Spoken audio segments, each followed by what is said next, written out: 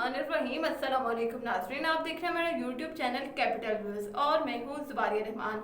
उम्मीद करती हूँ आप सब लोग खैरियत से होंगे। इस व्लॉग में बात करने जा रहे हैं 3 अहम इश्यूज़ के ऊपर।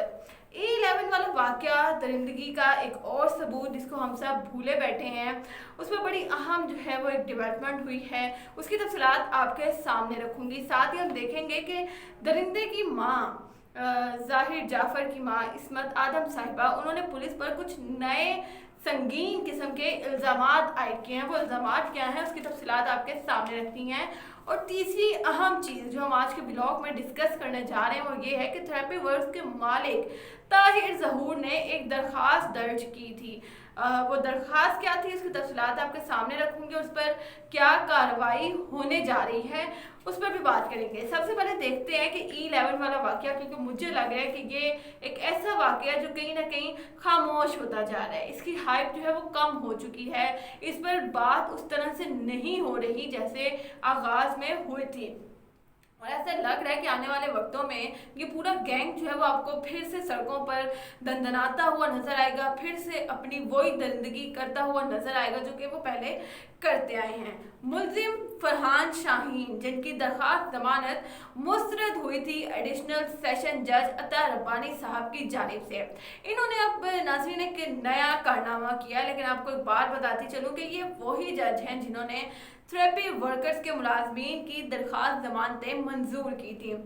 1 सितंबर को इन्हीं जज ने मुलजिम फरहान की दरख्वास्त जमानत मुस्तरद की थी। अब इसी फरहान ने जो नया कारनामा किया है वो ये है कि इन्होंने दरख्वास्त जमानत के लिए इस्लामाबाद हाई कोर्ट का रुजू कर लिया है, इस्लामाबाद हाई कोर्ट का दरवाज़ा खटखटा दिया है। तारिक महमूद जहांगीरी साहब ने इस केस की समाअत की और फ्रीकैन से जवाब तलब कर लिया। थाना गोलरा के SHO और मदई मुकदमा को नोटिस जारी कर दिए गए हैं इस केस के हवाले से। इस पर इल्ज़ाम था, ये जो फरहान शाहीन है, इन पर इल्ज़ाम था कि ये वीडियो में दिखाई दे रहे हैं, जबकि इन्होंने इस इल्ज़ाम को मुस्तरद किया कि ये वहाँ पर मौजूद ही नहीं थे, इनका इस सारे वाक़े में कोई रोल नहीं है।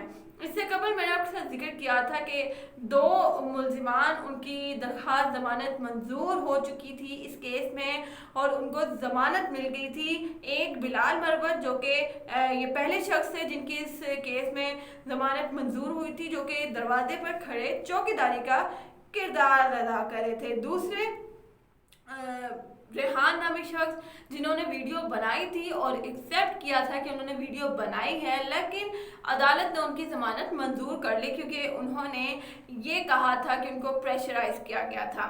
केस चला गया इस्लामाबाद हाई कोर्ट में, जिसका इम्पैक्ट होगा अगर इसमें इनकी भी ज़मानत मंजूर हो जाती है फरहान शाहीन की, तो इसका इम्पैक्ट ऑब्वियसली बाकी के जो मुलजिमान हैं उनके केसेस पर ज़रूर पड़ेगा। और अगर इनकी ज़मानत एक्सेप्ट नहीं होती, रिजेक्ट होती है, तो भी ये बाकी के मुलजिमान ये जुर्रत ही नहीं करेंगे कि 2 अदालतों से मुंह तोड़ जवाब मिलने के बाद अब किसी तीसरी अदालत से ज़मानत के लिए रुजू ना किया जाए तो ही बेहतर है। नूर मुकद्दम केस की तरफ आ जाते हैं कि इस्मत आदम साहिबा जो कि दरिंदे की माँ हैं, जिन्होंने एक दरिंदे को पैदा किया, उसके परवान चढ़ाया, उसको दरिंदा बनाया, उन्होंने ज़मानत के लिए इस्लामाबाद हाई कोर्ट से रुजू कर रखा था। समाअत की जस्टिस आमिर फारूक साहब ने इस्मत आदम साहिबा ने अपनी दरख्वास्त जमानत में पुलिस पर बड़ा और संगीन इल्ज़ाम आयद किया है, और वो ये है कि वो कत्ल के रोज़ या हादसे के रोज़ कराची में मौजूद थी। पुलिस ने ज़बरदस्ती उनको इस केस में फंसाया है, उनको गिरफ्तार किया है, हालांकि उनका इस तमाम वाक़े से कोई लेना देना नहीं है, उनको ज़मानत दी जाए। ख्वाजा हारिस साहब जो कि मैंने पिछले व्लॉग में जिक्र किया था, साबिक वज़ीर-ए-आज़म नवाज शरीफ साहब के वकील, जिनको अब जाकिर जाफ़र ने अपनी ज़मानत के लिए हायर कर लिया है, उन्होंने अदालत में दलाइल देते हुए कहा कि वालिदैन का इस सारे वाक़े से, इस पूरे केस से कोई लेना देना नहीं है और वालिदैन का इस केस से कोई ताल्लुक नहीं बनता। अब समाअत होगी और फैसला आएगा कि इनकी ज़मानत जो है वो एक्सेप्ट करनी है या रिजेक्ट, क्योंकि मैं पहले भी जिक्र कर चुकी हूँ कि ख्वाजा हारिस साहब की ये क्वालिटी है कि वो बोलते कम है, मीडिया के सामने आने से गुरेज करते हैं, मीडिया से बात करने से गुरेज करते हैं और عدالت میں بڑے اسٹرانگ دلائل جو ہے وہ پیش کرتے ہیں.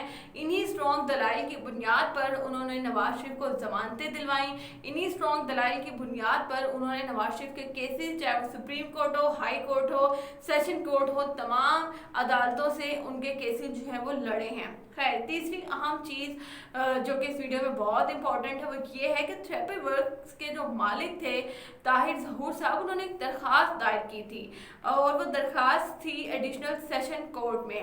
درخواست کا متن تھا کہ اندراج مقدمہ کے لیے وہ تشریف لائے ہیں آج اسلام آباد ہائی کورٹ. انہوں نے اندراج مقدمہ کے لیے جو ہے وہ درخواست دائر کی تھی کہ قتل کا مقدمہ جو ہے وہ ظاہر جعفر, درندے ظاہر جعفر پر قتل کا مقدمہ درج کیا جائے. ہمارا اس سارے واقعے سے کوئی لینا دینا نہیں ہے. ظاہر جعفر پاگل نہیں ہے, نفسیاتی نہیں ہے, بلکہ نشے کا عادی ہے اور اسی نے نور مقدم کا قتل کیا ہے, اس لیے اس پر قتل کا مقدمہ درج کیا جائے. شوکت مقدم کے وکیل شاخاور صاحب جو ہیں وہ فریق بنے ہیں اور انہوں نے جو ہے وہ نہ صرف اپنا وکالت نامہ عدالت میں جمع کروا دیا بلکہ اس کیس کو مزید سنجیدگی سے لینا شروع کر دیا ہے. وہ نہ صرف فریق بنے ہیں بلکہ اب اس کیس کو مزید جو ہے وہ ڈیپلی دیکھنا چاہ رہے ہیں. انہوں نے عدالت سے وقت مانگا ہے. اس کیس میں آپ کو یاد ہو کہ پہلے پولیس کو جو ہے وہ فریق بنایا گیا تھا کیونکہ پولیس وہ دوسرا گروپ تھا جو کہ جائے وقوع پر تھراپی ورکرز کے بعد جو ہے وہ پہنچتا ہے. تھانہ کوثر اور آئی جی کو شامل کیا گیا ہے. ذاکر جعفر کے والدین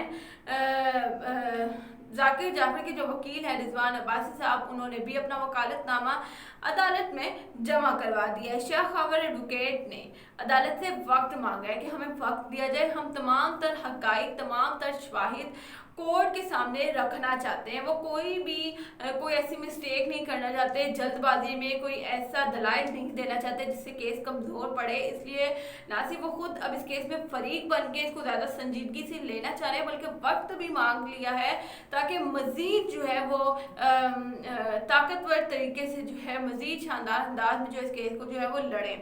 11 ستمبر کو اس کیس کو سماعت کے لیے مقرر کر لیا گیا ہے اور 11 ستمبر جو ہے وہ بڑا اہم ہونے والا ہے ملزمان کے لیے. لیکن اس سے پہلے کل یعنی کہ 8 ستمبر وہ بھی بڑی اہم تاریخ ہونے والی ہے ملزمان کے لیے کیونکہ ٹرائل کس جج کے پاس جائے گا, کل اس چیز کا فیصلہ کیا جائے گا کیونکہ چلان پیش کر دیا گیا ہے جس پر سماعت ہونی ہے 8 ستمبر کو.